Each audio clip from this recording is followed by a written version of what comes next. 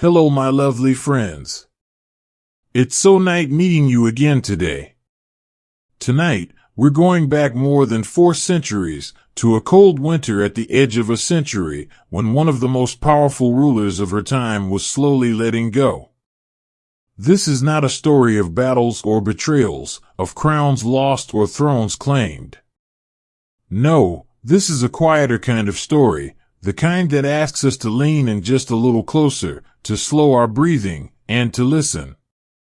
This is the story of how a queen, who had ruled for nearly half a century, came to take her final breath. A woman who had never married, never named a successor, and yet left behind a legacy that still echoes today.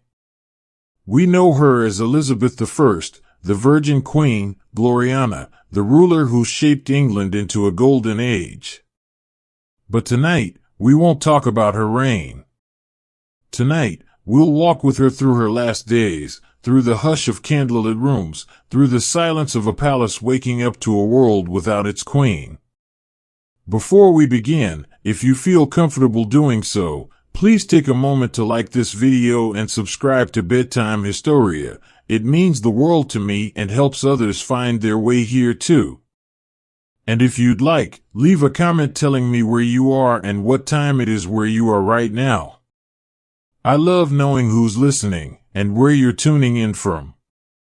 Now, wherever you are, whatever kind of day you've had, let's make space for something softer.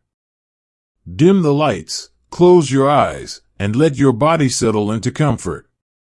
Let your thoughts drift like leaves on a pond, and allow yourself to step into a different time, a time of velvet curtains, warm firelight, and whispered goodnights. Because soon, you'll be standing beside a window in Greenwich Palace, watching the frost settle on the glass, and hearing the quiet footsteps of those who waited by her side. So breathe deeply, dear friend, and let the past begin to speak. Part 1. The Winter of a Lonely Queen. Let us begin in the quiet hours of an English winter, when frost gently clings to window panes and the wind whispers through bare branches like an old friend reminding you it's still there. The year is 1603, and though spring will come again, for one woman, it will never feel quite the same. In the halls of Greenwich Palace, where firelight dances on stone walls and tapestries hang heavy with stories, the Virgin Queen spends her final days not in grandeur or ceremony, but in solitude, wrapped in silence, surrounded by the slow rhythm of time passing. You can almost hear the soft creak of wooden floors beneath the feet of servants who move carefully, quietly, as if afraid to disturb the hush that has settled over the palace. You can smell beeswax candles burning low, their gentle light casting long shadows across rich carpets and velvet drapes. Outside, the world sleeps under a thin layer of snow, and inside, a queen rests in a room warmed only by memory. Elizabeth I was no stranger to cold winters. She had ruled England for nearly 50 years, seen wars begin and end, watched empires rise and fall, and yet here she was, not in council chambers or royal banquets, but in a quiet corner of her kingdom, facing something none of her titles could protect her from. Time, after all, does not bow to crowns. She had always been strong, even in age. Her back straight, her voice firm, her presence commanding. But now, even those closest to her noticed a change. Her steps were slower, her words fewer, her laughter softer. She still wore pearls at her neck and rings upon her fingers, still carried herself with grace, but the glow that once followed her into every room had dimmed. There was no drama in this decline, no sudden illness or dramatic turn, just the quiet unraveling of a life well lived. In the mornings, she would sit by the window and watch the sun rise slowly above the horizon, its light touching rooftops and riverbanks alike. She did not speak much during these moments. Perhaps she was thinking of the past, of childhood days spent in isolation, of the sisters she lost, of the throne she once feared she would never hold.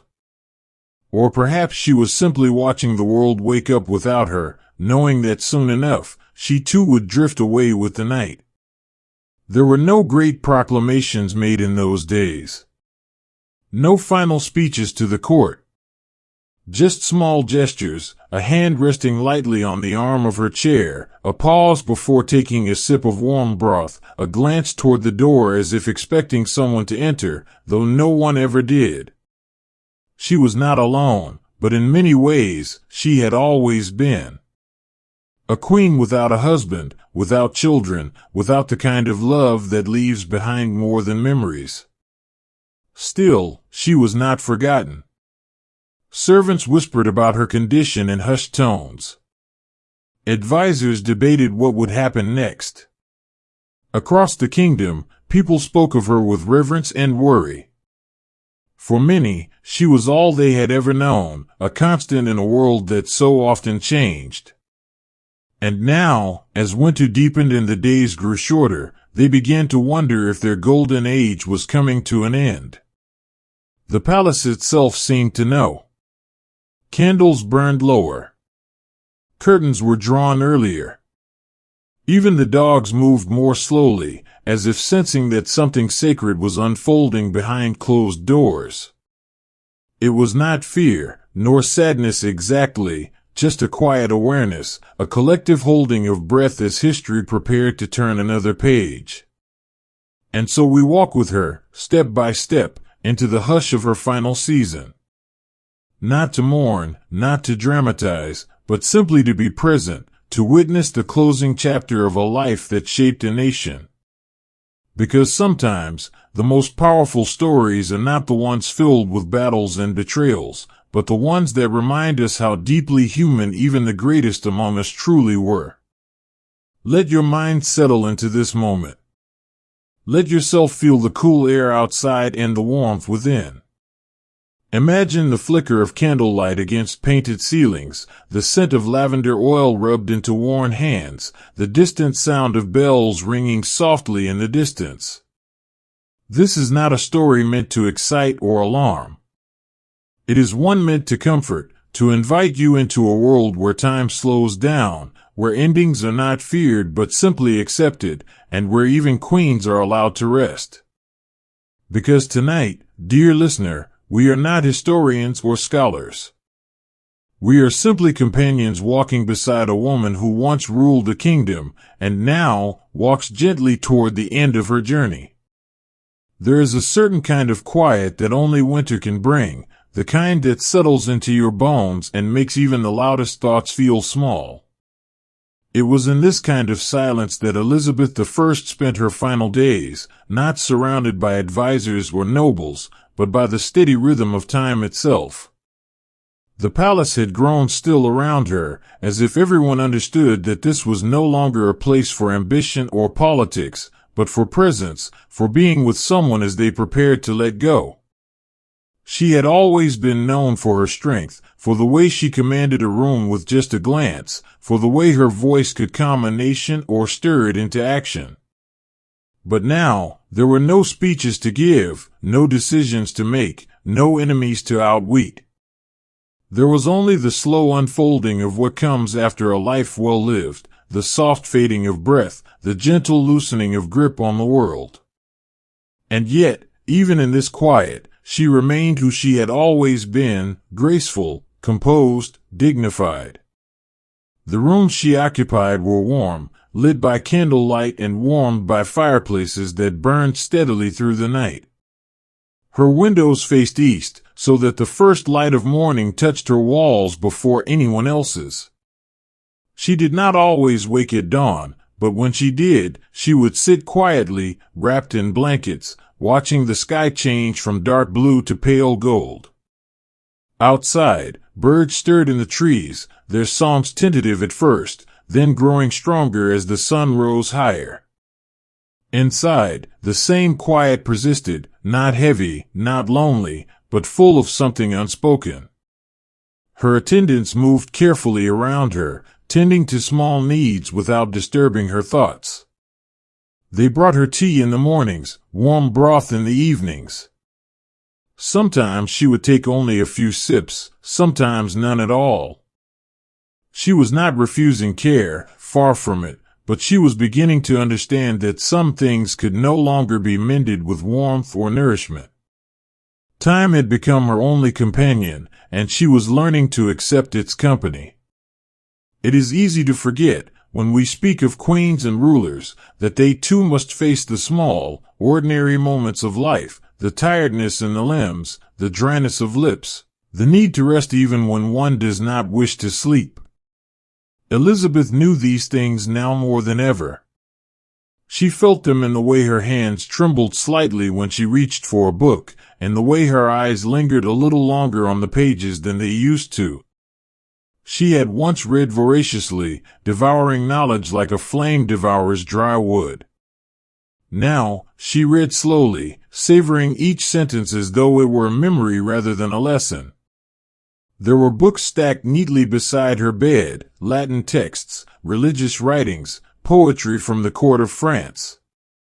Some she had owned since her youth, others had been given to her in recent months by those who hoped to offer comfort through words. She turned their pages gently, tracing the ink with her fingers as if trying to absorb not just the meaning, but the weight of history itself. These books had survived wars, fires, betrayals. Now, they sat beside her in the quiet of a winter evening, offering nothing but companionship. Sometimes, she would look up from the page and gaze at the ceiling above her, painted with stars and angels, faded now from years of smoke and candlelight. She had slept under that same ceiling many times before, always with purpose, always with plans for the next day. Now, sleep came differently, not as a pause between tasks, but as a journey in itself. She would close her eyes not to escape the world, but to meet it in a new way, softer, slower, less defined by duty. The people around her noticed how she began to listen more than she spoke. When a servant entered the room, she would watch them move, noting the way they carried themselves, the small signs of fatigue or care. She would nod slightly, not in command, but in understanding. She had once ruled over thousands, but now, she simply shared space with those who stayed by her side. There was no distance between them anymore, only the quiet recognition of shared humanity. Outside, the wind rustled the branches of ancient oaks, and inside, the candles flickered in response. A clock ticked softly in the corner, marking time not with urgency, but with patience. No one rushed here. No one hurried toward the next thing. Everything unfolded at its own pace, like snow falling gently onto the earth, inevitable, peaceful, beautiful in its simplicity. And so the days passed, one after another, not marked by great events or sudden changes, but by the slow turning of time. She did not ask for visitors often, but when she did, she welcomed them with the same grace she had shown throughout her reign. There were no dramatic goodbyes, no declarations of regret. Just quiet conversations, warm glances, and the occasional touch of a hand, small gestures that said everything that needed to be said. Some nights, she would ask for music. A lute played softly in the corner of the room, filling the air with notes that seemed to float rather than fall. The melodies were old ones, familiar to her from childhood, from dances long past. She would close her eyes and listen, letting the sound carry her somewhere beyond the walls of the palace, beyond the limits of her body. For a moment, she was not a queen, not a ruler, not even an aging woman, just a person, resting in the arms of time. The moon rose high outside her window, casting silver light across the floorboards. Snow had begun to fall again, dusting the rooftops and gardens in white. Somewhere nearby, a bell chimed the hour, not loudly, not urgently, but gently, as if reminding the world that time was moving forward, even here, even now. Inside, she lay beneath layers of fabric, warm and still. Her breathing was steady, her mind drifting between waking and sleep. Around her, the palace waited, not in fear, not in sorrow, but in reverence. This was not the end of a kingdom, nor the fall of a throne. It was the closing of a chapter, the soft exhale at the end of a long, beautiful story. And so we remain with her, in this quiet space where endings are not feared, but simply allowed to be. We do not rush her, we do not question her path, we simply walk beside her through the hush of winter, through the gentle turning of time. Because sometimes, the most powerful stories are not the ones filled with battles and crowns, but the ones that remind us how deeply human even the greatest among us truly were. So breathe, dear listener, and let yourself stay here a little longer. Let the quiet surround you, let the rhythm of this moment sink into your bones. Because tonight, we are not historians or scholars. We are simply companions walking beside a woman who once ruled a kingdom, and now walks gently toward the end of her journey. Part 2, The Body of a Legend. There is something deeply intimate about the human body, how it carries us through life, how it remembers every joy and sorrow, how it slows down in its own time, regardless of our wishes. And so, as we walk beside Elizabeth I in these quiet days of winter, we do not look away from her frailty, nor do we dramatize it.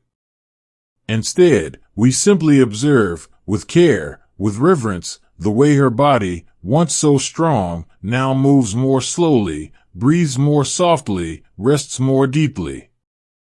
She had lived for nearly 70 years, an impressive age in a time when many did not reach their 50s. Her body had endured much illness, loss, the weight of a crown that never truly felt like a choice. She had survived smallpox as a young woman, a disease that left marks upon her face and changed her forever. She had worn layers of white paint to cover those scars, but she could never quite erase the memory of how fragile she had once been. And now, decades later, she was reminded again of that same fragility, not in pain or fear, but in the simple way her hands trembled slightly when she reached for a cup, and the way her legs no longer carried her across rooms with the same ease. It was not weakness, not exactly. It was transformation, the natural turning of seasons within her. Just as trees shed their leaves without protest, just as rivers slow their flow in winter, so too did her body begin to release its hold on the world. There were no sudden collapses, no dramatic moments of collapse. Only the gentle loosening of grip, the softness in her voice, the way she would pause before speaking, as if weighing whether words were necessary at all. Her attendants noticed these changes quietly, without alarm. They adjusted the warmth of her rooms, brought her softer blankets, ensured that her chair by the window remained where she liked it. No one spoke of decline openly, not because they feared the truth, but because there was no need to name what was already understood. Time had always moved forward, even for queens. Elizabeth had once been known for her discipline, rising early, working late, refusing to let fatigue rule her day. But now, she allowed herself to rest more often, to close her eyes even when she was not asleep. Sometimes, she would fall into a light sleep during the day, only to wake again with the sound of footsteps or the shifting of candlelight. These moments were not troubled ones, they were peaceful, almost dreamlike, as though she was beginning to live more fully in the spaces between waking and sleeping. Her skin had grown thinner, paler, marked by the passage of time in ways no makeup could hide. Her hair, once golden, had faded into silver, though she still wore it carefully arranged beneath veils and crowns. She had always taken pride in her appearance, not for vanity, but as a symbol of strength, of presence. Even now, she asked for help dressing each morning, not because she needed it, but because it gave her a sense of continuity, of remaining who she had always been. The physicians who attended her were careful in their approach. They did not speak of death, nor did they offer false hope. Instead, they focused on comfort, warm baths, herbal teas, gentle massages to soothe stiff joints. They knew, as she did, that some things could no longer be cured, only eased. Their role was not to fight against the end, but to accompany her through it with dignity. In those final weeks, she began to speak less of politics and more of memories.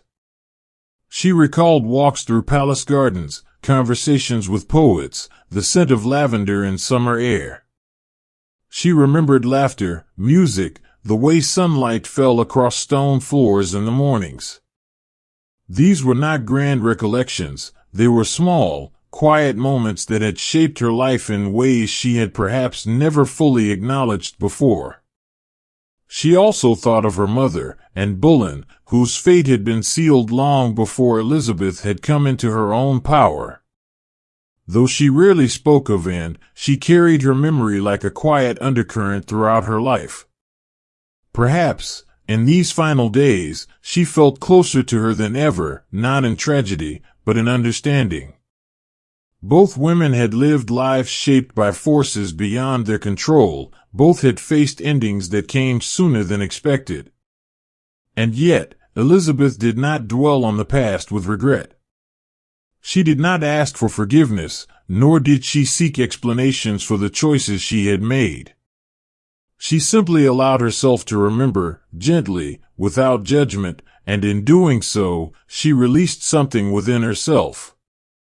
Not guilt, not sadness, but the need to carry everything alone. The nights grew longer, and she spent more time lying still beneath the canopy of her bed. The curtains around it were drawn most of the time now, not to keep others out, but to create a space that felt private, safe, familiar. Inside, the air was warm, scented with beeswax and dried herbs. Outside, the wind whispered through the trees, and the moon cast its quiet glow over the palace grounds. Sometimes, she would listen to the sounds of the palace at night, the distant echo of footsteps, the occasional bark of a dog, the low murmur of voices in another room. These sounds did not disturb her. Instead, they reminded her that life continued, even here, even now. The world did not stop turning simply because one person was preparing to leave it. She had ruled a kingdom, but tonight, she was simply a woman resting in the arms of time. And perhaps, in this quiet surrender, she found a peace she had never known in all her years of power. We sit with her now, not as historians or scholars, not as observers from afar, but as companions walking alongside her through this gentle unfolding. We do not rush her, we do not question her path, we simply remain present, listening to the rhythm of her breath, watching the flicker of candlelight, feeling the hush of history settling around us. Because sometimes, the most powerful stories are not the ones filled with battles and crowns, but the ones that remind us how deeply human even the greatest among us truly were. So breathe and allow yourself to stay here a little longer. Let the quiet surround you, let the rhythm of this moment sink into your bones. Because tonight, we are not rulers or advisors. We are simply friends walking beside a woman who once held the throne, and now walks gently toward the end of her journey. There is a kind of stillness that comes with age, not the stillness of absence, but of presence fully realized. Elizabeth I had spent her life in motion, making decisions, shaping a nation, walking the fine line between power and vulnerability. But now, she allowed herself to simply be. Not as a queen, not as a ruler, not even as a woman burdened by history, but as someone who had lived deeply and was now preparing to let go. She no longer walked far within the palace walls. Her steps, once firm and purposeful, had slowed to a gentle pace, as if each movement carried its own meaning. She would pause often, not out of weakness, but as though listening to something beyond what could be heard. Perhaps it was the past whispering to her, or perhaps it was simply the rhythm of her own body reminding her that time had shifted its course. Her attendants did not urge her forward, nor did they ask if she needed help. They understood that this was not about strength or frailty, it was about presence. And so they moved beside her quietly, offering support only when it was needed, giving her space to rest when she wished. There was no urgency here, no need to rush toward anything. The world outside continued its usual turning, but within these walls, time had settled into a different rhythm, one measured not by clocks or duties, but by breath, by light, by the quiet unfolding of an ending that did not feel like an end at all. She would sometimes sit by the window for hours, wrapped in layers of fabric to keep the chill from settling into her bones. Outside, the sky stretched wide and soft, painted in shades of gray and pale blue. Snow fell gently in the mornings, covering rooftops and gardens in a blanket of white that muffled every sound. Inside, the fire burned low, casting long shadows across the wooden floor. The scent of beeswax candles lingered in the air, mingling with the faint aroma of lavender oil rubbed into her hands each evening. These were small comforts, but they mattered. They reminded her that she was still here, still present, still able to feel the warmth of flame against her skin, the weight of fabric around her shoulders, the texture of paper beneath her fingers. She had always been a woman of intellect, of strategy, of words that shaped the fate of nations. But now, she found solace in the simple things, the way sunlight filtered through glass, the sound of wind rustling leaves, the gentle touch of a hand resting lightly on her arm. She no longer read as much as she used to, but when she did, she chose books that felt familiar, ones filled with poetry, with prayers, with stories that spoke not of battles and conquests, but of love, of loss, of the quiet beauty of ordinary moments. These pages were not meant to teach her anything new, they were meant to remind her of what she already knew deep within herself. One book in particular remained close to her, a worn volume of devotional writings, its leather cover softened with age. She would open it without searching for any specific passage, letting her fingers guide her to whatever page seemed right for the moment. Sometimes she would read aloud, her voice low and steady, filling the room with a kind of hush that felt sacred. Other times, she would simply hold it in her lap, feeling its weight, remembering how many times she had turned its pages before. It was not faith alone that brought her comfort, but the sense of continuity, the idea that others had sat in quiet rooms like this before her, that they too had faced endings with grace, that they had left behind words to guide those who came after. In reading their thoughts, she felt less alone, as though she were sitting beside them across the vast stretch of time. Evenings arrived slowly, like the closing of a curtain. The candles were lit earlier now, their glow spreading warmth across the walls. A soft blanket was placed over her lap, and she would lean back in her chair, eyes half closed, listening to the quiet around her. There was no music tonight, no voices from the hallways, only the occasional crackle of firewood and the steady ticking of the clock. She had once ruled with precision, with clarity, with a mind that never wavered. But now, she let her thoughts drift like leaves upon water, not chasing them, not holding onto them, simply watching them pass. Some memories returned more clearly than others, a summer garden, a ballroom filled with laughter, the first time she had stood before Parliament and spoken with authority. These moments did not come with longing or regret, only recognition. They had happened. They had shaped her. And now, they belonged to the past. She did not speak of them often anymore. Words had served her well throughout her life, but in these final days, silence felt more fitting. It was not emptiness, nor was it sadness, it was simply the space where everything that had been could rest without needing to be explained. Outside, the night deepened. Stars appeared one by one in the sky, their light distant yet constant. Somewhere nearby, a bell chimed softly, marking the hour with a sound that felt almost like a lullaby.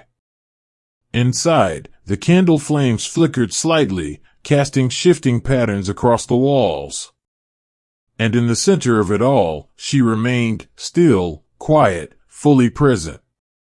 She had once commanded armies, shaped laws, built a legacy that would endure long after her name was spoken.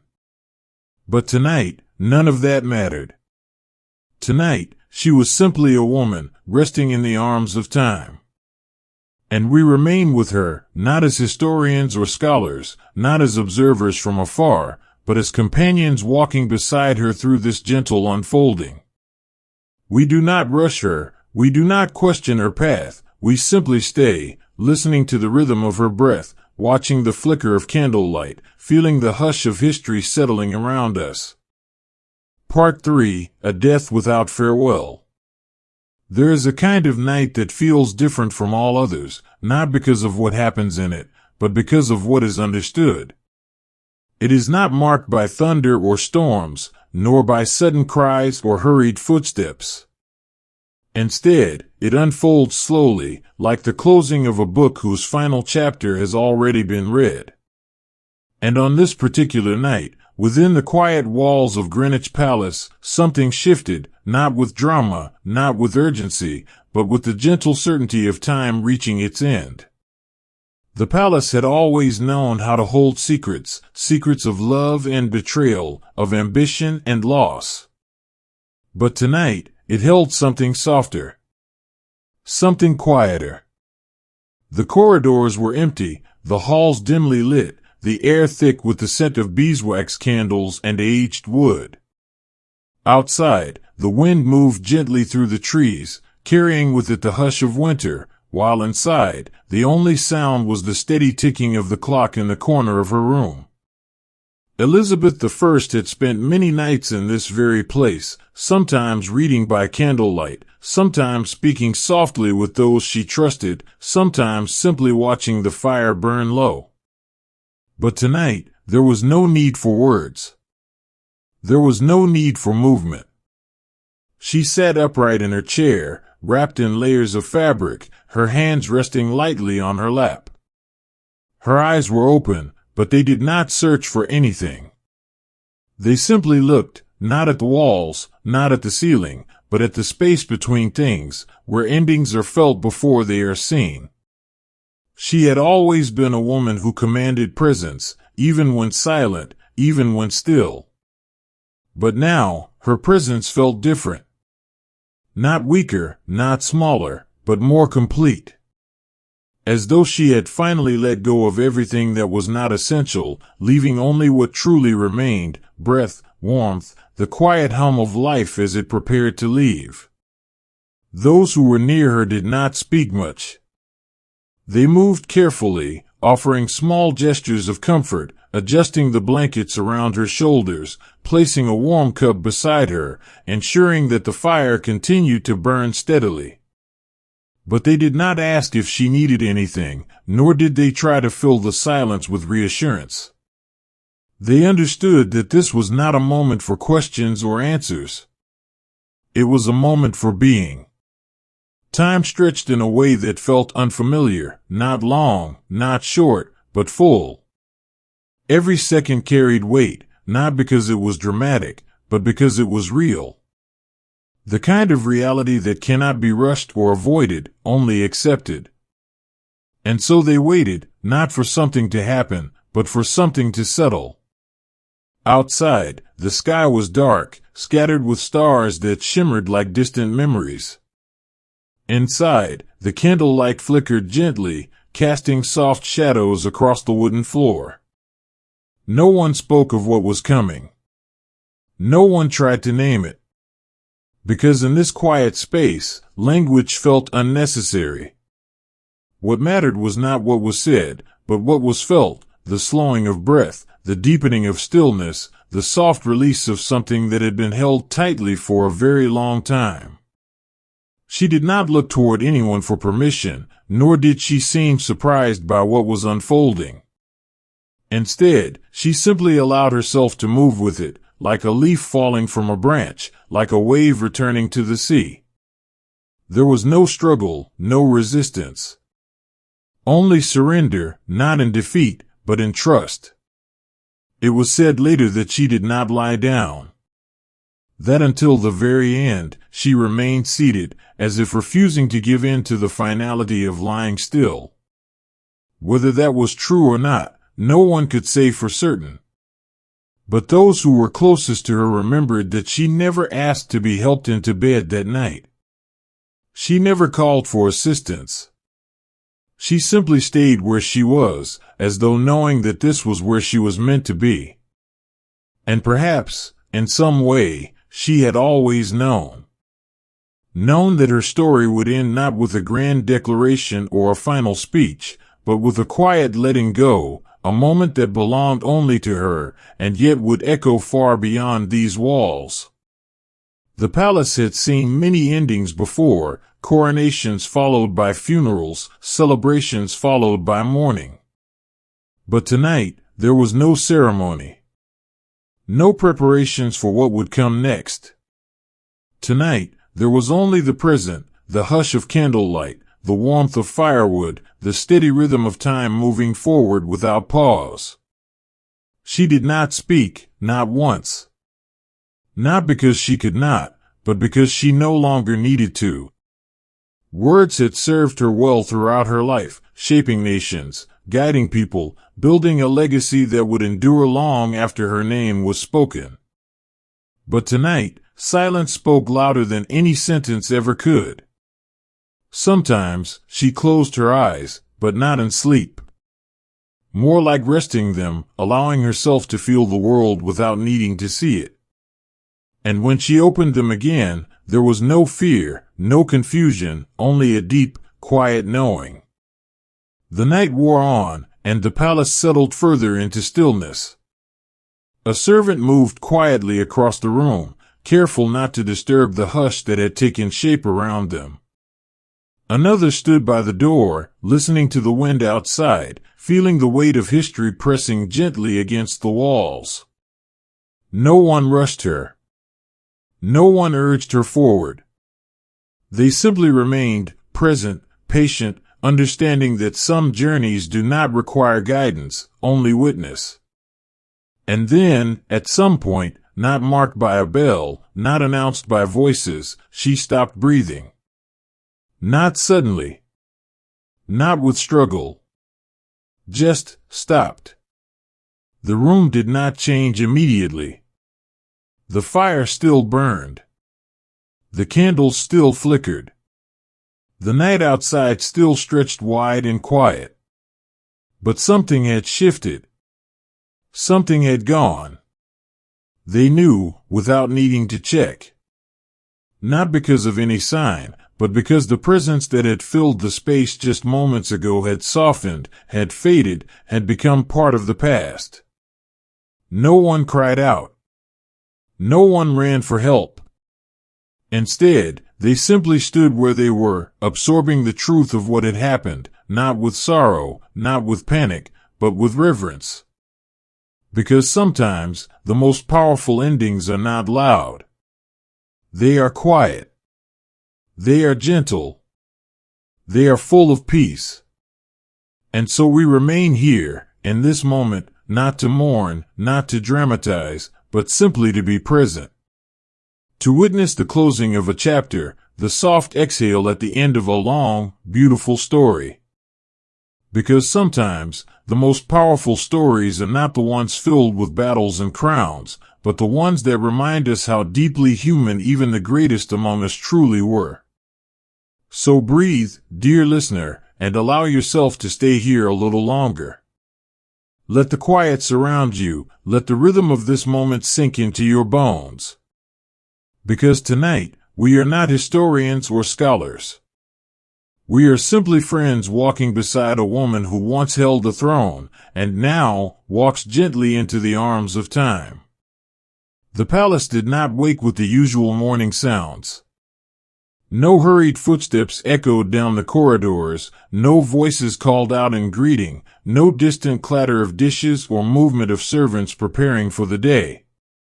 Instead, there was a stillness that settled over everything, not heavy, not sorrowful, but full of quiet understanding.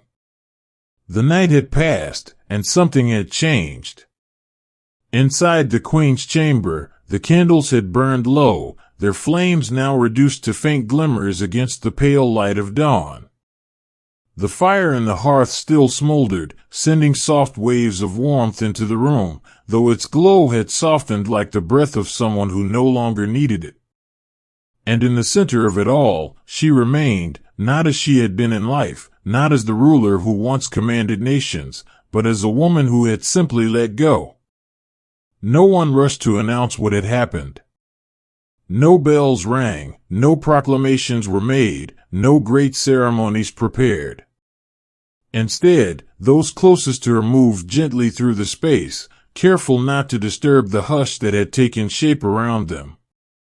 They understood that this was not a moment for urgency, but for reverence, for allowing time to stretch and settle before the world beyond these walls would need to know.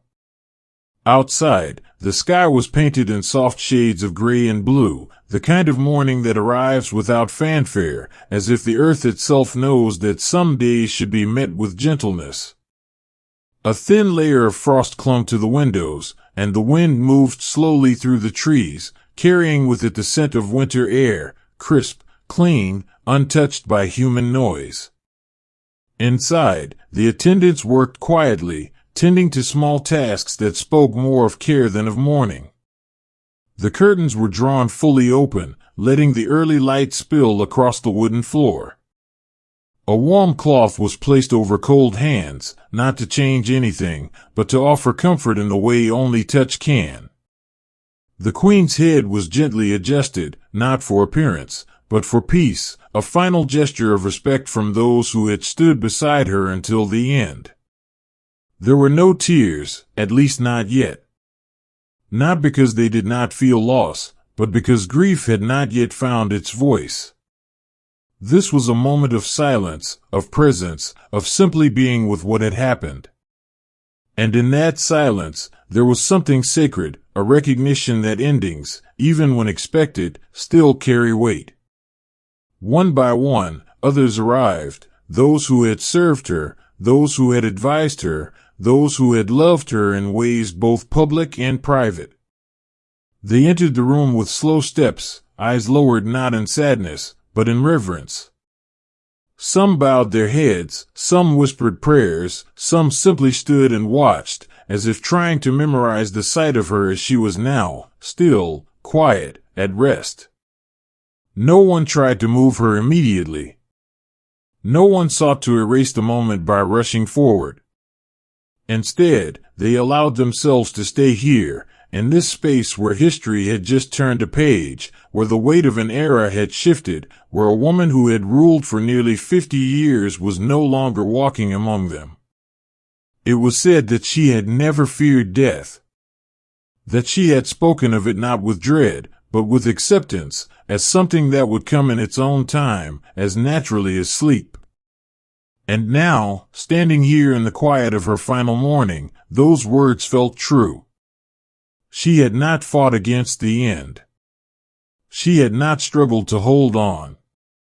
She had simply closed her eyes to one world and opened them to another, wherever it is that queens go when their crowns are finally laid to rest. And yet, even in this stillness, she remained present, not in body alone, but in memory, in legacy, in the way the air in the room seemed to hold on to her presence just a little longer. It was as if the palace itself remembered her, as if the walls knew that something important had just unfolded within them. A servant lit a new candle beside the old ones, not because it was needed, but because it felt right. Another stepped outside briefly, bringing back a handful of fresh snow, which he placed in a small bowl near the bed, a simple offering, a quiet acknowledgement of the season in which she had left them. No one spoke much. There was no need. Words had always been her strength, her tool, her power. But now, in this moment, silence carried more meaning than any sentence ever could. Time passed slowly here, not measured by clocks or duties, but by the shifting of light, by the settling of breath, by the quiet understanding that life continued even in the face of endings. And so we remain with her, not as historians or scholars, not as advisors or nobles, but as companions walking beside a woman who once held a throne, and now rests gently in the arms of time. Because sometimes, the most powerful stories are not the ones filled with battles and crowns, but the ones that remind us how deeply human even the greatest among us truly were. So breathe, dear listener, and allow yourself to stay here a little longer. Let the quiet surround you, let the rhythm of this moment sink into your bones. Because tonight, we are not rulers or advisors. We are simply friends walking beside a woman who once held a throne, and now walks gently toward the end of her journey. Part 4, Hypotheses about the cause of death. When a life as grand as that of Queen Elizabeth I comes to its quiet end, the world does not simply move on.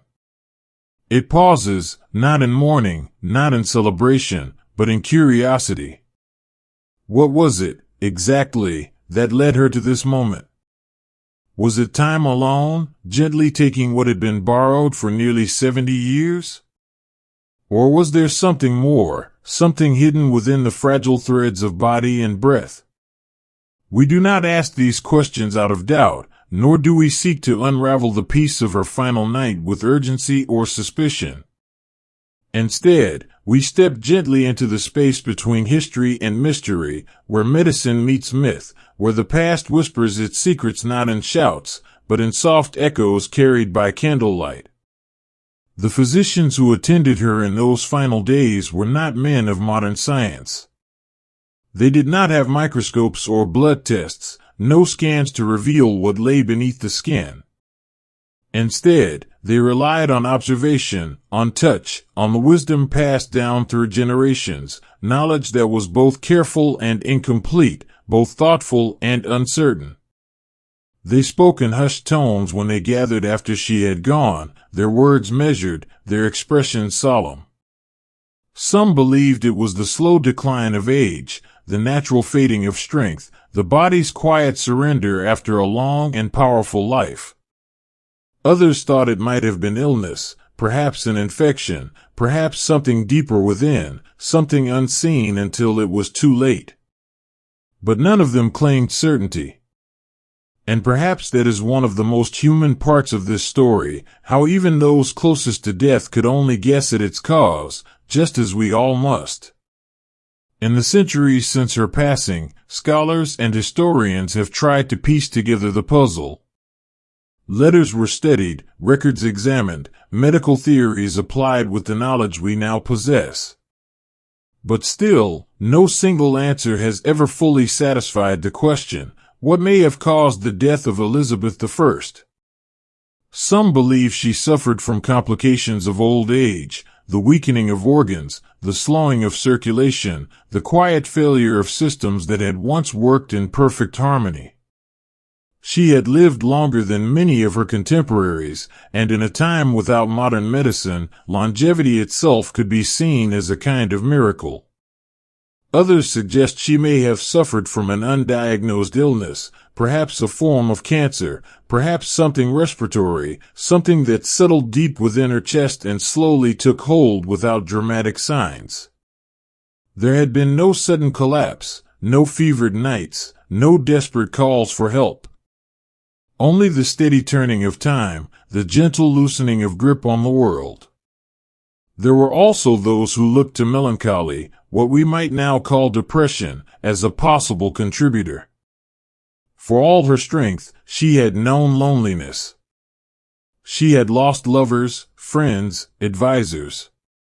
She had ruled alone, never truly sharing her burdens. And in her final years, some say, she seemed to carry a weight that no crown could lift. But again, there are no clear answers. Only possibilities. Only stories told and retold, shaped by the lens of time, by the understanding of each new generation. Even her own words offer little clarity.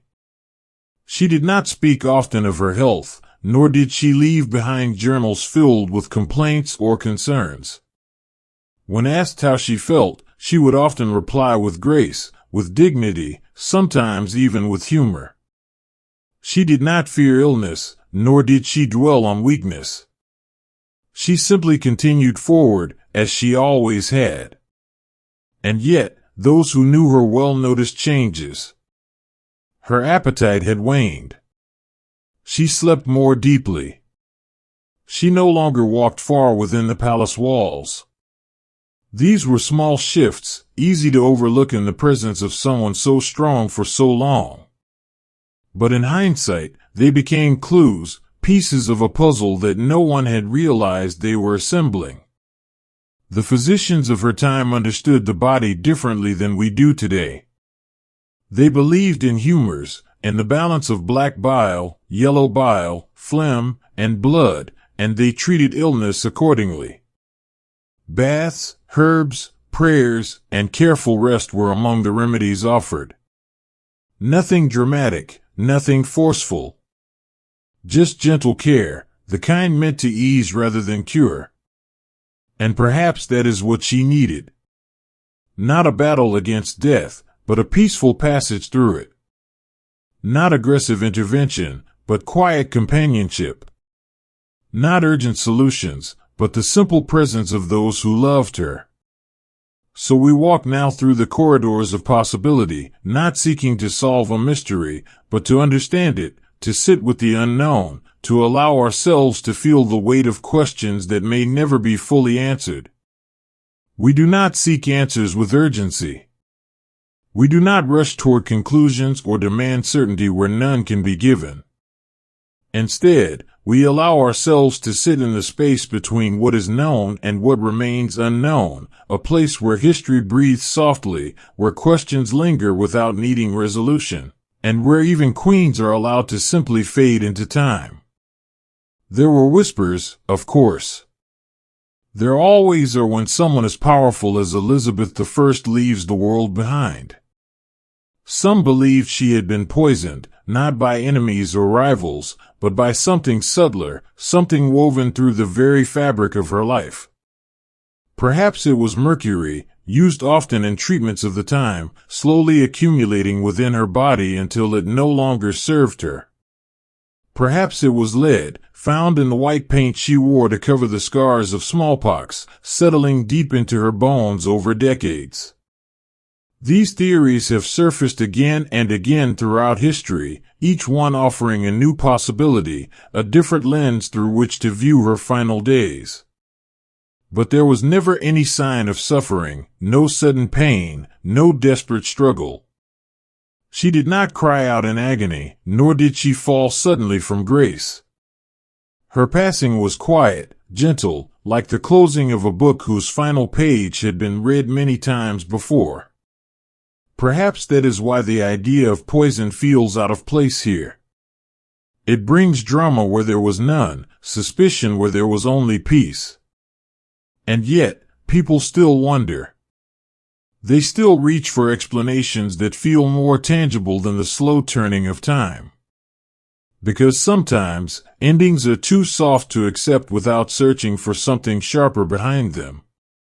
Others have suggested she may have suffered from complications related to menopause, not just in body, but in spirit.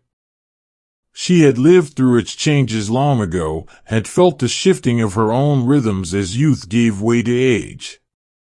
And now, in these final years, perhaps her body was simply returning to that same kind of transformation, not toward old age, but beyond it, into the final stage of release. There were no modern understandings of hormonal shifts then, no careful studies or detailed records of how women's bodies change with time.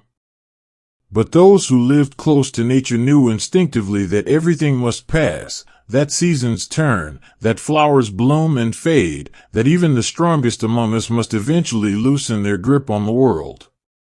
And so, perhaps, this was what happened. Not illness, not conspiracy, not tragedy, just the natural unfolding of a life that had already lasted far longer than most. A queen who had ruled with strength now let go with grace, not because she had to, but because she understood that all things must end. Even today, doctors and historians continue to study her story, to search for clues hidden within letters, portraits, medical records. Some look at her habits, the way she avoided doctors whenever possible, the way she preferred remedies passed down through generations rather than those offered by scholars. Others examine the records left behind by those who attended her, not for dramatic revelations, but for small details that might offer insight into the woman behind the crown. One such detail was her habit of sitting upright for long periods, refusing to lie down even when tired. Some saw this as stubbornness, others as pride.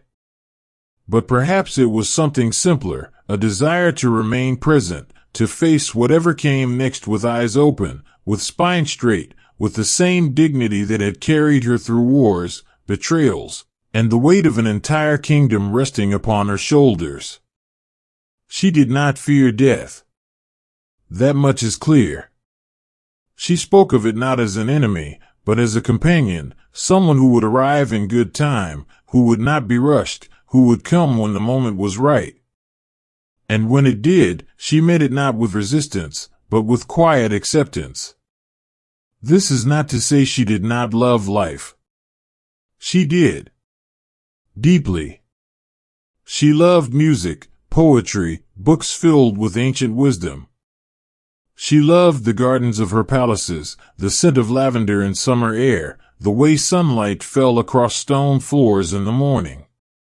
She loved the sound of laughter in court, the presence of those who stood beside her, the way history unfolded around her like a great, unfolding tapestry. But she also understood that love does not prevent endings. That beauty does not stop time. That even the most cherished moments must eventually give way to silence. And so we return once more to the question that has followed her through centuries: what may have caused the death of Elizabeth I? Was it time alone, gently taking what had been borrowed? Was it illness, settling quietly within her chest, unnoticed until it was too late? Was it melancholy, the slow fading of joy after a lifetime of duty? Or was it something else entirely, something unnamed, unspoken, belonging only to her? Perhaps the answer lies not in choosing one theory over another, but in allowing them all to exist together, like pieces of a puzzle that do not form a single, perfect picture, but instead create something richer, more layered, more human. Part 5. Beyond the Royal Spotlight. There is a certain kind of silence that follows a queen's passing, not the silence of absence, but of reverence. It is the kind of quiet that settles over a kingdom like morning mist, soft and slow, wrapping everything in a hush that feels both heavy and gentle at once. And in the days after Elizabeth I breathed her last, this was the silence that filled the halls of Greenwich Palace, the streets of London, and the hearts of those who had lived under her rule. The world did not stop turning, of course. The sun still rose, the wind still moved through trees, the rivers still flowed toward the sea. But something had shifted. Something subtle, yet undeniable. A presence that had shaped an era was no longer among them, and in its place remained only memory, fragile, quiet, enduring. Her body was prepared with care, as was fitting for someone who had held a throne for nearly half a century. Her attendants moved gently around her, washing her hands, dressing her in garments fit for farewell, placing pearls at her neck one last time. Not for ceremony alone, but as a gesture of love, a way to honor not just the queen, but the woman beneath the crown. She was laid upon her bed, surrounded by candlelight, her face pale in the glow of flame. No one rushed her from sight, no one hurried to erase her presence. Instead, they allowed themselves to remain with her a little longer, to sit beside her, to speak her name softly, to remember how she had once commanded rooms with nothing more than a glance. Outside, the palace continued as it always had. Servants moved through corridors, horses were led from stables, bells chimed in distant churches. But within these walls, time had slowed. The weight of history pressed gently against the air, reminding everyone that something sacred had taken place here. Preparations began quietly, not with fanfare or urgency, but with careful thought. The funeral would come, though not immediately. There was no need to rush toward mourning, not when there was still space to simply be present with what had happened. And so the days passed, each one unfolding slowly, like pages turned in a book whose ending had already been read but still felt worth lingering over. Her coffin was made of fine wood, lined with velvet, chosen not for display, but for comfort, not because she would feel it, but because those who loved her wanted to offer her peace even now. She was dressed in white, not for mourning, but for purity, a symbol of the legacy she left behind, of the way she had ruled without being bound by the expectations of marriage or motherhood. A crown was placed upon her head one final time, not as a statement of power, but as a recognition of who she had been. Not just a ruler, not just a politician, not just a woman shaped by the tides of history, but a figure who had stood tall through war and peace, through betrayal and triumph, through the long and winding road of a life well lived. She was not buried immediately. There was time for reflection, for quiet goodbyes, for those who wished to say their farewells to do so without haste. Some came to sit beside her, some simply stood in silence, some whispered prayers in languages both old and new. No one was turned away. No one was rushed. This was not a moment for protocol, but for presence. And then, at last, the day of her final journey arrived. The procession moved slowly through the streets of London, not with loud drums or grand displays, but with quiet dignity. Horses walked at a steady pace, their hooves tapping softly against cobblestone roads. Flags flew at half-mast, not in sorrow, but in respect. People gathered along the route, not to cheer, not to weep openly, but to watch, to witness the passing of someone who had shaped their lives in ways they may not have fully understood until now. Inside Westminster Abbey, where generations of monarchs had been laid to rest, preparations had been made.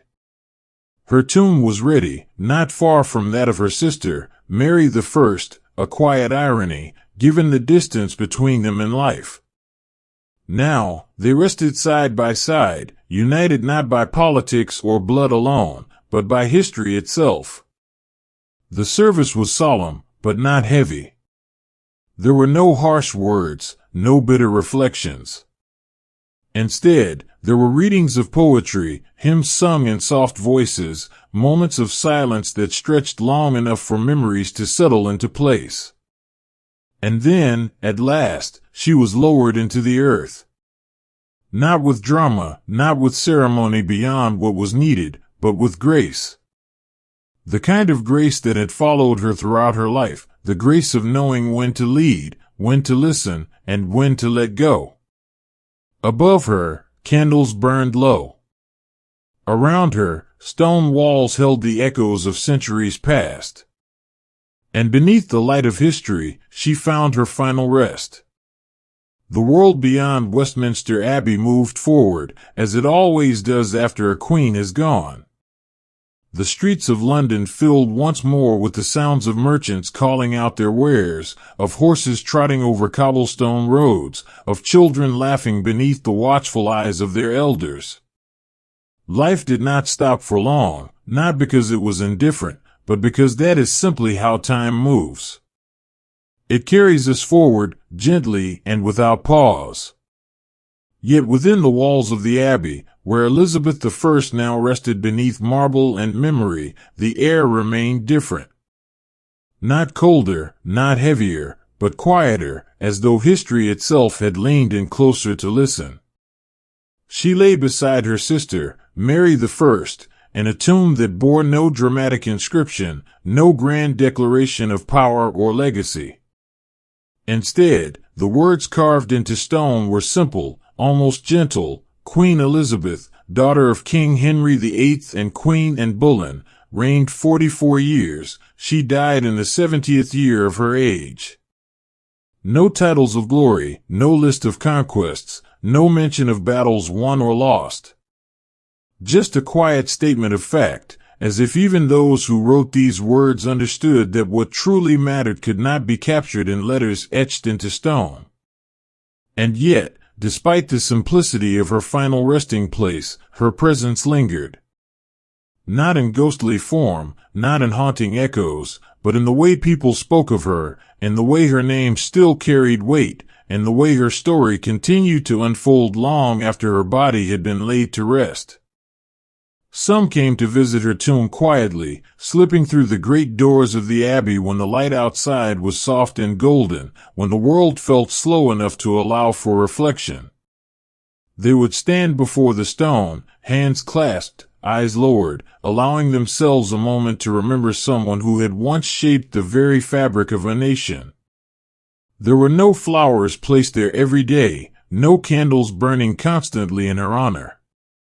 But sometimes, there was a single rose, left by someone who had read her story and felt something stir within them, not admiration alone, not history studied from a distance, but a quiet connection, as if they too had walked beside her through some part of their own lives.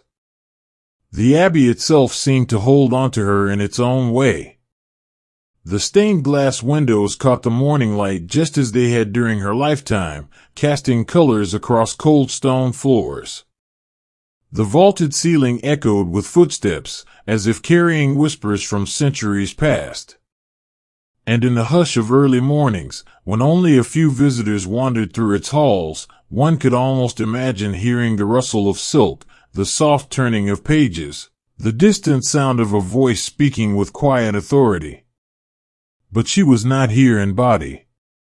She was not pacing the aisles in search of books, nor standing beneath painted ceilings giving commands to advisors. She was not offering wisdom to poets or watching the play of candlelight against stone walls. She was simply present, in the way memories are present, not seen, not heard, but felt.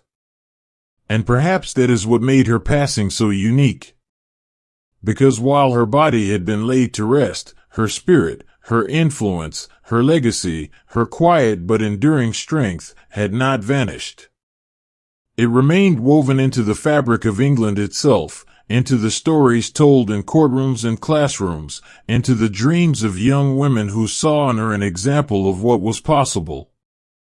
Even now, centuries later, her name is spoken with reverence. Her portraits hang in galleries where people pause to study the expression in her eyes, not haughty, not cruel, not distant, but knowing. As if she had always understood that power was not about control, but about presence. That leadership was not about force, but about grace. That true strength was not in ruling forever, but in knowing when to let go. And so we remain here, in this quiet space, not to mourn, not to dramatize, but simply to acknowledge. To sit with the truth that endings do not erase beginnings.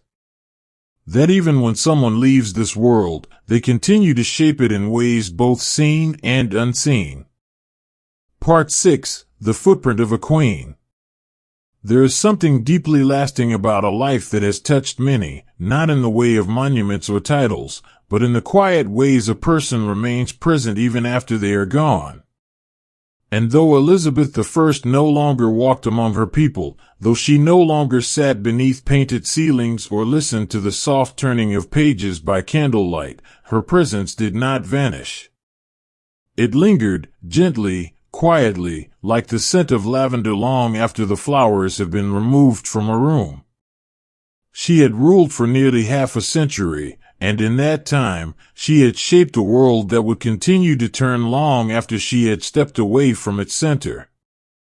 But what exactly did she leave behind? Not just laws or policies, not just battles won or avoided, but something more subtle, something woven into the very fabric of England itself. In the years following her passing, poets wrote of her with reverence, not only for the power she had wielded, but for the grace with which she had done so. Playwrights placed her name upon their stages, sometimes as a figure of strength, sometimes as a symbol of wisdom, sometimes even as a whisper in the background of stories that carried on without her. She was not always the main character anymore, but she was never forgotten. Artists captured her likeness again and again, not because they needed to, but because they wanted to.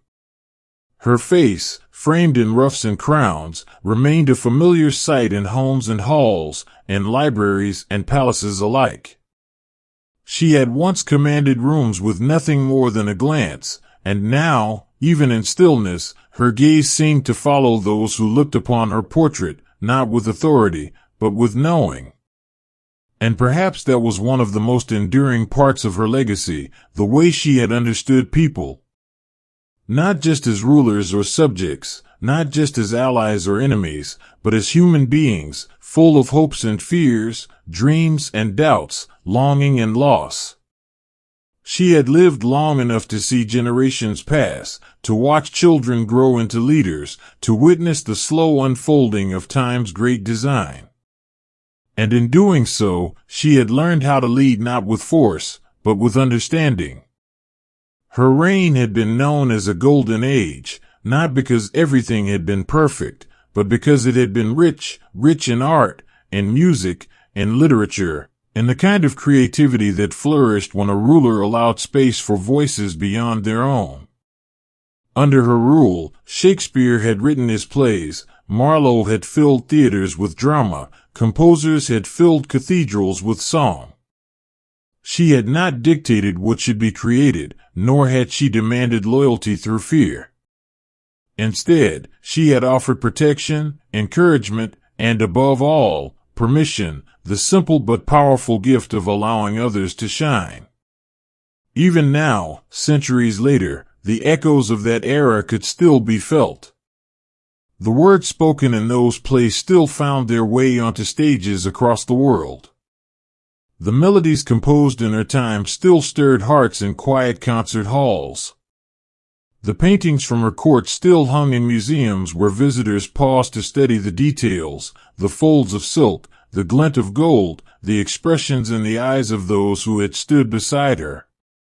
But beyond the arts, beyond the politics and diplomacy, there was another part of her legacy, one that could not be measured in coins or conquests, but in the way she had changed the way people thought about women in power. She had never married, never named a husband, never allowed herself to be defined by the expectations of her time. And yet, she had ruled with strength, with dignity, with a presence that could not be ignored. She had proven that leadership was not bound by gender, that intelligence could command armies, that grace could carry the weight of an entire nation. Because of her, young women in future centuries would look at history and see someone who had carved a path through a world that had not always welcomed them. They would read about her decisions, her challenges, her quiet but unwavering determination. And they would understand, not just that she had been powerful, but that she had made space for others to be powerful too. Some might say that this was her truest legacy, not the laws she passed or the wars she avoided, but the way she had shown that a woman could lead, not in spite of her femininity, but because of it. That strength did not need to come from harshness, that wisdom did not need to shout to be heard, that leadership did not require control to be effective. And so we walk now through the quiet corridors of history, not to admire her from afar, not to place her on a pedestal beyond reach, but to simply remember, to allow ourselves to feel the gentle imprint she left behind. There is a kind of presence that does not fade with time, not because it is loud or dramatic, but because it is deeply felt. Elizabeth I had ruled with such presence, and even now, long after she had stepped away from the world, her spirit lingered like the final note of a song still echoing through an empty hall. She had never sought immortality in the way of legends or myths, yet somehow, she had become something close to it. Not in the way of gods or saints, not in the way of figures carved into marble or painted onto grand ceilings, but in the quiet moments when someone read her words, studied her choices, or simply thought of her as a woman who had stood tall in a world that often tried to keep women small. In the centuries that followed her passing, England changed, as all places do. New rulers came, new wars were fought, new stories were written. But through it all, there remained a space for her, not just in history books or museum halls, but in the hearts of those who found strength in her example. Her name was spoken not only by scholars and historians, but by poets and dreamers, by young girls who looked at portraits of her and imagined what it might have been like to walk beside her through candlelit corridors, by writers who borrowed pieces of her story to shape their own characters, by leaders who studied her decisions and wondered how they might have acted in her place.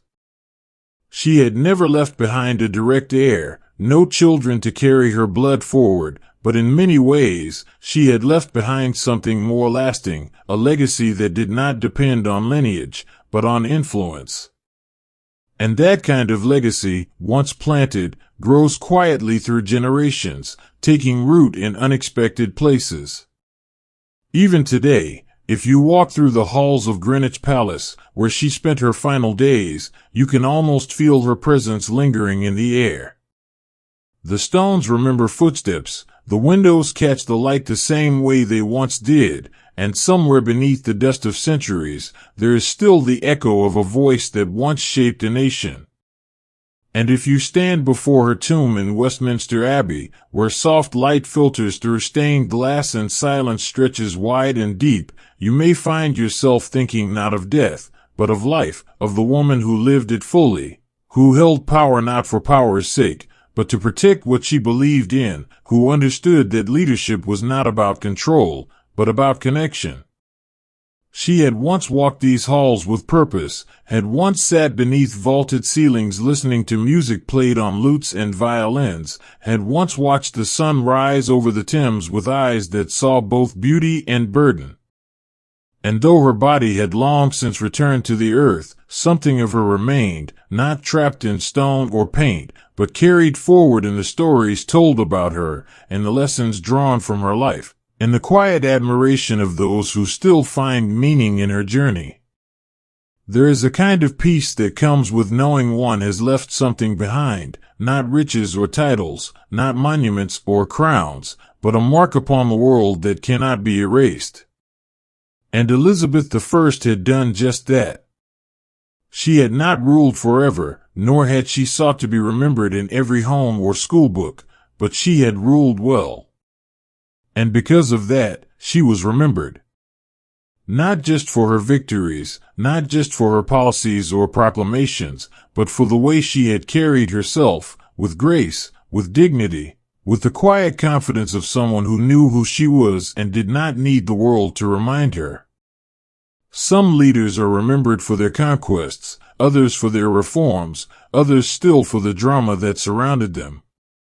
But Elizabeth was remembered for something quieter, something deeper, for the way she had led without needing to shout, for the way she had inspired without demanding obedience, for the way she had allowed herself to be seen not just as a queen, but as a woman who had lived fully, loved deeply, and let go gently.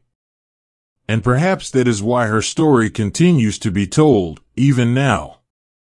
Not because it is filled with battles and betrayals, not because it offers clear answers or simple lessons, but because it reminds us of something essential, that power does not always come from force, that leadership does not always require noise, that true strength often lies in the ability to listen, to wait, to choose the right moment to speak. She had once commanded armies, shaped laws, built a golden age. But tonight, we remember her not for those things alone, but for the quiet way she had faced the end, not with fear, not with resistance, but with the same grace that had carried her through every challenge before. Because sometimes, the most powerful stories are not the ones filled with battles and crowns, but the ones that remind us how deeply human even the greatest among us truly were. So breathe, dear listener, and allow yourself to stay here a little longer. Let the quiet surround you, let the rhythm of this moment sink into your bones. Because tonight, we are not historians or scholars. We are simply friends walking beside a woman who once held the throne, and now walks gently toward the end of her journey. Part 7, Rest in Peace, the Last Queen. There is a kind of peace that comes with returning, not to a place, not to a time, but to something deeper. A return to the quiet rhythm of the earth, to the slow turning of seasons, to the gentle understanding that all things must come full circle. And in this final part of her journey, we walk with Elizabeth I not toward power or legacy, but toward stillness, toward the moment when even queens become stories carried by the wind. She had lived at the center of history for nearly 70 years, had shaped the course of a nation with every decision she made. But now, she was no longer walking through candlelit halls or listening to the voices of advisors and poets. Now, she rested beneath stone and memory, where time moved differently, slower, softer, more patient. The world above her continued its turning. Trees grew tall and then fell back into the soil. Rivers carved paths through valleys and hills. The sky changed with each season, pale blue in winter, golden in autumn, stormy in spring. Life unfolded without pause, as it always had and always would. And yet, something of her remained, not in command, not in rule, but in presence. In the way people still spoke her name with reverence, in the way her story still found its way into books and conversations, into classrooms and quiet evenings by the fire. She had once been a queen, but now, she was something else entirely, a whisper in history, a soft echo carried by time. Westminster Abbey held her gently, as it had held others before her. It did not ask who she had been, nor did it care whether she had ruled well or poorly. It simply offered space, a quiet corner beneath painted ceilings and stained glass windows, where the light filtered through colors and settled softly on cold stone floors. Those who came to visit her tomb did not do so with ceremony. They did not bring flowers every day, nor did they leave offerings or write messages in notebooks. Instead, they simply stood for a moment, letting their thoughts settle like dust in sunlight. Some read the inscription carved into marble. Others traced the edges of her name with their eyes. And some said nothing at all, just listened to the hush of the abbey, to the distant sound of footsteps echoing off ancient walls. There were no proclamations here, no grand speeches or declarations of loyalty. Only the quiet understanding that someone important had once walked among them, not as a ruler demanding obedience, but as a woman who had led with grace, who had faced the end without fear, who had allowed herself to let go with dignity. And perhaps that is one of the most beautiful parts of her story, not how long she ruled, not what she built or destroyed, but how she chose to leave. Not with drama, not with struggle, but with acceptance. With the simple, quiet truth that all lives must end, and that endings can be peaceful if we allow them to be. Outside the Abbey, London continued its rhythm, the hum of streets filled with voices, the steady movement of carriages and people, the scent of bread baking in morning air. Children ran past doorways where centuries of history had taken place, unaware of the echoes beneath their feet. Lovers met in quiet corners, unaware of the hands that had once signed decrees in the very same city. Writers sat in cafes, drawing inspiration from stories older than they knew. And somewhere, perhaps in a library lined with old books, or in a schoolroom where students listened to tales of the past, her name was spoken again. Not with awe, not with drama, but with curiosity. With the kind of quiet wonder that comes when someone realizes that history is not only about dates and battles, but about people, real people, who lived, who loved, who dreamed, who let go. She had once been surrounded by courtiers and musicians, by poets and playwrights, by those who sought her favor and those who feared her judgment. But now, she was surrounded by silence, not empty silence, not lonely silence, but the kind that feels full, rich, complete. The kind that holds memories like pages in a book that will never be closed. And so we remain with her, not as historians or scholars, not as rulers or subjects, but simply as companions on this quiet journey. We do not rush her, we do not question her path, we simply walk beside her through the hush of history, through the gentle turning of time. The earth welcomed her as it welcomes all, not with ceremony or fanfare, but with quiet embrace. No banners flew above her final resting place, no voices rose in proclamation, no bells rang out to mark the moment she became part of something larger than herself. Instead, there was only the soft hush of time settling around her like a blanket drawn over tired shoulders. She had once stood at the center of a world that moved quickly, where decisions carried weight and words shaped nations. But now, she lay beneath stone and silence, where the passage of time felt different, slower, deeper, more patient. The world still turned, the sun still rose and set, the seasons still changed, but here, beneath the earth's gentle hold, everything softened. Above her, the sky stretched wide and endless. Clouds drifted slowly across its surface, shaped by winds that had blown for centuries before she was born and would continue long after she had gone. Rain fell gently on rooftops and gardens, soaking into soil where roots reached deep, unaware of the history sleeping just beneath them. And somewhere, perhaps near the edge of a quiet forest or within the walls of an old monastery, a single candle burned low in a window, not for mourning, not for ritual, but simply because someone had lit it. Because sometimes, lighting a candle is a way of remembering, of holding space for those who are no longer beside us but still walk with us in memory.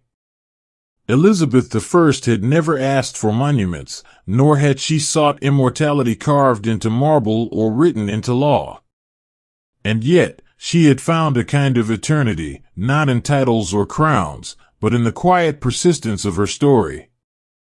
In the way people still spoke of her not just as a ruler, but as a woman who had lived fully, led bravely, and let go gracefully. Her name remained in books, and libraries where dust settled softly on old pages. It lingered in classrooms where students learned not just about politics and power, but about the strength it takes to stand alone. It appeared in conversations between friends who wondered what it might have been like to sit beside her during one of her quiet evenings, to hear her speak not as a queen, but as a person who had known both triumph and loneliness. She had ruled without a husband, without children, without the kind of love that leaves behind heirs. But she had left behind something else, something less tangible but no less real. A presence. A legacy. A quiet knowing that even queens must one day return to the earth, and that in doing so, they become part of something far greater than themselves. There were no great celebrations held in her honor each year, no festivals marked by parades or fireworks. But there were quiet moments, when someone read her words aloud, when a historian traced the path of her life, when a writer borrowed from her story to shape a character who walked through candlelit halls and made choices that mattered. And in those moments, she was not forgotten. She was remembered, not as a distant figure locked away in history books, but as a woman who had once looked out over the same sky we do now, who had once listened to the same wind moving through trees, who had once closed her eyes at night and dreamed dreams we can only imagine. Time has a way of softening edges, of turning sharp memories into gentle ones, of allowing us to see not just the power someone held, but the humanity they carried. And as the years pass, as new generations rise and fall, Elizabeth I becomes less of a ruler and more of a presence, a quiet voice reminding us that leadership is not always loud, that strength does not always demand attention, that grace can be the most powerful force of all. We do not need grand gestures to remember her. We do not need statues or speeches. All we need is to allow ourselves to feel the weight of her story, not as something heavy, but as something full. Something rich with meaning. Something that reminds us that even the greatest among us were, at their core, deeply human. Because sometimes, the most powerful stories are not the ones filled with battles and crowns, but the ones that remind us how deeply human even the greatest among us truly were. So breathe, dear listener, and allow yourself to stay here a little longer. Let the quiet surround you, let the rhythm of this moment sink into your bones. Because tonight, we are not historians or scholars. We are simply friends walking beside a woman who once held the throne, and now walks gently into the arms of time. May your thoughts drift like leaves upon water. May your breath slow and deepen like the hush of evening. May you carry this story with you into sleep, into dreams, into the quiet peace that comes with knowing that even queens return to the earth, gently, gracefully, with nothing left to prove. You've been a wonderful companion on this quiet journey through time, walking beside candlelit corridors, listening to the hush of history, breathing in the stillness of a winter night long past. And now, as we reach the end of our story, I hope you feel not sadness, but peace, the kind that comes when we witness something beautiful without needing to hold on to it forever. Elizabeth I was many things, a queen, a leader, a woman who stood tall in a world that often tried to keep women small. But tonight, she was simply someone who let go with grace, who faced the end not with fear, but with quiet acceptance. And perhaps, that is one of the most powerful lessons her life offers us, that endings do not always need to be dramatic to be meaningful. That sometimes, the gentlest way to leave is also the strongest. Wherever you are right now, whether tucked beneath warm blankets, lying in the quiet of your own room, or simply allowing your thoughts to drift, I hope you can carry this story with you into sleep. Not as something heavy, not as something to think about too deeply, but as a soft place for your mind to rest. If you enjoyed this story and would like to hear more like it, please consider liking this video and subscribing to Bedtime Historia. It means the world to me, and it helps others find their way here too. And if you feel comfortable doing so, leave a comment letting me know where you're listening from, and what time it is where you are. I love knowing who's with me on these quiet journeys through time. Now, take a deep breath, in through your nose, out through your mouth. Let your body sink further into comfort. Let your thoughts slow, like the last notes of a lullaby fading into silence. Let yourself stay here for just a little longer, wrapped in the warmth of history, carried gently by time. Sleep well, dear listener. May your dreams be soft, your breath steady, and your heart at peace.